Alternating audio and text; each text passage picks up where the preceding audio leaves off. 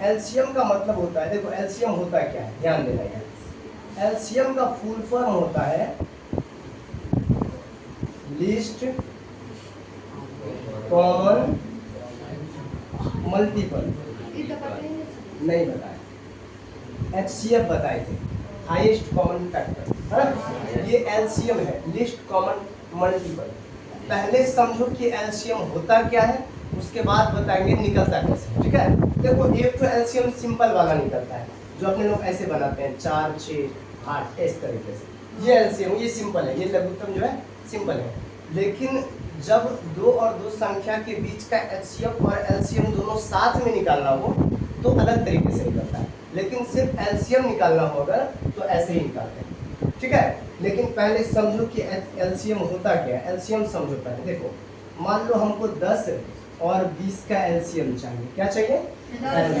LCM होता क्या है? लिस्ट कॉमन मल्टीपल, यानी लिस्ट का मतलब होता है सबसे छोटा, कॉमन यानी घनिष्ठ जो दोनों में हो, और मल्टीपल यानी गुणज, सबसे छोटा गुणज, सबसे छोटा घनिष्ठ गुणज जो दोनों में हो उसी को बोलते हैं घनिष्ठ। तो इसका भी गुणनखंड निकालो, और यहाँ भी अभाज्य निकालेंगे।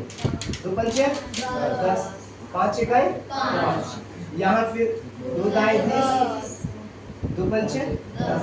अब देखो इसका गुणनखंड 2 गुने 5 और इसका 2 गुने 5। अब देखो सबसे छोटा गुणनखंड जो है ये तो अभाज्य गुणनखंड निकला ना, लेकिन 10 का और गुणनखंड 10 भी हो सकता है, 10 में भाग लेगा ना 20 नहीं होगा, और इसका 20 भी हो सकता है और 10 भी हो सकता है, क्या नहीं हो सकता? 10 गुना 20 नहीं आता है।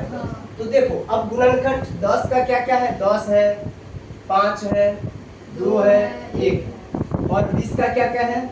20 है, 10 है, 5 है, 2 है, 4 भी है, 4 है और 1 है, और कोई है? देखो क्या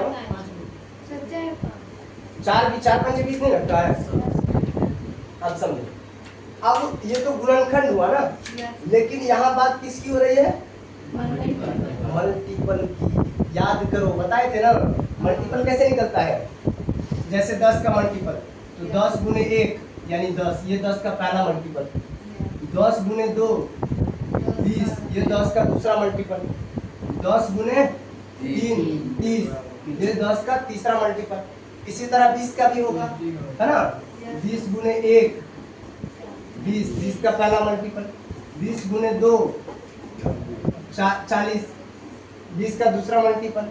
20 गुने 3 20 दिया 60, 20 का तीसरा मल्टीपल। अब देखो 20 का मल्टीपल 20 40 60, 10 का मल्टीपल 10 20 30। देखो तो दोनों सबसे पहले कहाँ मिल रहा है? दोनों का मल्टीपल सबसे पहले कहाँ मिल रहा है? कहाँ पर मिल रहा है? क्या आगे भी मिल रहा है? मिलेगा। 40 पे जाओ, 10 का 10 गुने 4, 10 का चौथा मल्टीपल 40, यहाँ भी मिल रहा है 40 पर भी 20 पर भी। तो अब बताओ कि एलसीएम क्या होगा? 60 पर भी मिलेगा, एकदम सही। तो हम यहाँ लिखे हुए हैं लिस्ट। लिस्ट मतलब सबसे छोटा घनिष्ठ मल्टीपल, है ना, सबसे छोटा घनिष्ठ गुणज। तो सबसे छोटा जो दोनों में है वो कौन है? सबसे पहले जहाँ मिलेगा भाई ना सबसे छोटा होगा, यानी 20। ठीक, इसी तरह देखो समझ में आ जाएगा। अभी 4 का और मान लो कि 8 का मान लो, तो 4 का गुणज कौन होगा? 8, 4 8 12 16, इस तरीके से। 8 का कौन होगा? 8 होगा ना, 16 24, है ना। देखो यहाँ पर 8 का जो 8 का मल्टीपल है 16 भी है 24 भी है। 4 का मल्टीपल 8 भी है 12 भी है 16 भी है। तो देखो 8 का और 4 का दोनों का मल्टीपल कहाँ मिल रहा है? 8 पे भी मिल रहा है और 16 पे भी मिल रहा है। तो एलसीएम क्या हो जाएगा? 8, जो छोटा हो, छोटा मल्टीपल, ठीक है। तो ये एलसीएम, इसका एलसीएम का मतलब होता है ये, यानी जो दोनों में उभयनिष्ठ गुणज हो वही होता है एलसीएम। और अगर 3 गो संख्या हो तो जो तीनों में उभयनिष्ठ वो होता है एलसीएम, ठीक है। सबसे छोटा, जैसे मान लो कि अगर 4 8 और 12 को भी ले लिया जाए, 4 8 और 12, इसका एलसीएम निकालो। तो 4 का पारा करो, 8 का पारा करो और 12 का पारा करो। तीनों का पारा सबसे पहले जहाँ मिलता है वही इसका एचसीएफ हो जाएगा। जैसे 4 छक्के 24, 12 दूना 24 और 8 त्रिक 24, 24 पर मिल रहा है तीनों का पारा सबसे पहली बार। आगे भी मिलेगा 36 पर, लेकिन 36 और 24 में से कौन होगा एलसीएम? 24, छोटा वाला एलसीएम होगा। ठीक है, तो ये तो एलसीएम का मतलब हुआ। अब समझो कि एलसीएम निकलता कैसे है। तो सेम जैसे एचसीएफ निकलता है ना, वैसे ही एलसीएम निकलता है। ज्यादा गर्मी लग रहा है? बहुत ज्यादा है सर। कोई बात नहीं, चलेगा। ठीक है, जैसे एलसीएम एचसीएफ निकलता था वैसे ही सेम टू सेम एलसीएम निकलता है। कैसे निकलता है देखो ध्यान से। देखो, जैसे मान लो कि 24 और 36 का हमको एलसीएम चाहिए। क्या चाहिए? एलसीएम। तो सेम वैसे ही अभाज्य गुणनखंड निकालेंगे। निकाल दो, 2 12, 2 6, 2 3, 3 1। यहाँ भी वही 2 18, 2 9, 3 3, है ना। अब देखो एलसीएम जो है, एचसीएफ, ये तो एचसीएफ वाला एलसीएम है, मतलब एचसीएफ के साथ एलसीएम दोनों एक साथ। लेकिन सिर्फ एलसीएम रहता तो हम सीधे 24 और 36 को ऐसे निकाल देते। ठीक है, सीधा एलसीएम रहेगा तो ऐसे ही निकाल देना है, और ऐसे सबको आता है। अगर एचसीएफ और एलसीएम दोनों निकालना रहेगा तो ऐसे निकालेंगे। ऐसे में अब ये गुणनखंड निकाल लिए पहले।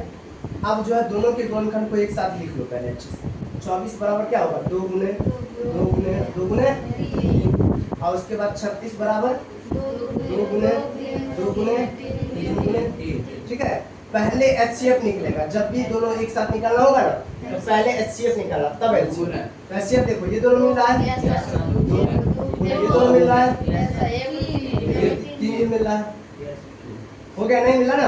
2 दूना 4 किया, ये एचसीएफ आ गया। ठीक, अब एलसीएम देखो। एलसीएम होता है इस तरीके से, एचसीएफ गुने जो एचसीएफ में नहीं मिला, जो एचसीएफ में एचसीएफ जो आया है वो, और गुने जो एचसीएफ में नहीं मिला है। तो देखो एचसीएफ क्या आया है? 12, और एचसीएफ में क्या क्या नहीं मिला है? ये 2 नहीं मिला है और ये 3 नहीं मिला है। तो दोनों को लिख देंगे गुना में, 2 गुने 3। अब देखो 12 गुना 24, 24 तैयार,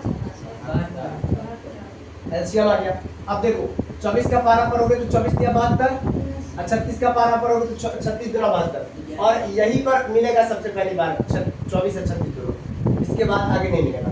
क्या समझ में आया? एलसीएम बन जाएगा इस तरीके से एलसीएम। कोई दिक्कत किसी को? तो एचसीएफ और एलसीएम बन जाएगा। अब इसमें कर तुम लोग क्या करना, 1.2 का दूसरा दिए थे कल, तीसरा बना के लाना। पहला दिए थे दूसरा, और दूसरा बना के लाना। उसमें है एचसीएफ और एलसीएम दोनों, और 3 को वाला है। तो 3 को वाला एक तो देख लो, जल्दी से देख लो। 12, 24 और 36। देखो वैसे ही सेम टू सेम तीनों का गुणनखंड निकालेंगे। 2 छक्के 12, 2 तिया 6, 3 इकाई 3, 2 12, 2 6, 2 3, 3 1।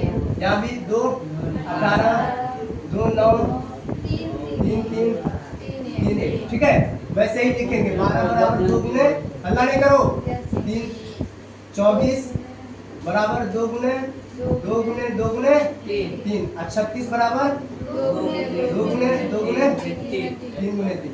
अब देखो एचसीएफ तो वो होगा जो तीनों में हो। एचसीएफ बराबर, देखो ये दो तीनों में है तो 1 को 2, फिर ये 2 तीनों में है तो 1 को 2, अब ये 3 तीनों में है तो 1 को 3। अब तो नहीं होगा, 2 दूना 4 दिया 12, ये एचसीएफ आ गया। एलसीएम क्या आएगा? 12 अगुने जो एचसीएफ में नहीं मिला है, तो एचसीएफ में क्या नहीं मिला है? ये 2 और ये 3, 2 गुने 12 गुना 24 या 72 याद रहेगा। हो गया?